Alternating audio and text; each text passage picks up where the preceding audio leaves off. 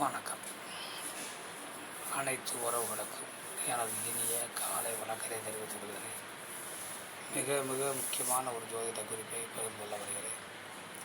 ஒரு ஜாதகத்தில் ஒரு யோகமும் இல்லை, ஒரு நல்ல கிரக இணைவின் மூலம் அதிர்ஷ்டம் என்று இல்லை.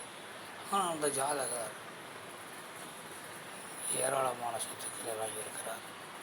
அவர்கள் பிறர் அவரை எதிர்க்கக்கூடிய அளவிற்கு, அவரை எதிர்த்து செயல்படக்கூடிய அளவுக்கு, தெம்பு இல்லாத அளவிற்கு அபரிமிதமான வளர்ச்சி அடைந்திருக்கிறார். அவர் எதிர்ப்பதற்கு பிறர் அச்சப்படக்கூடிய நிலையில் எட்டி இருக்கிறார். இது என்ன ஒன்றும் புரியவில்லையே என நாம் நினைப்போம். அங்கும் ரகசியம் பொதிந்திருக்கும். நாம் லக்கணத்திற்கு 6ஆம் வீடு என்பது மறைவுஸ்தான வீடு, லக்கணத்திற்கு 8ஆம் வீடு என்பது மறைவுஸ்தான வீடு. இந்த வீடுகள் வலுப்பற்றால் அந்த பிரச்சனைகள் இருக்கும் என நாம் சொல்வோம்.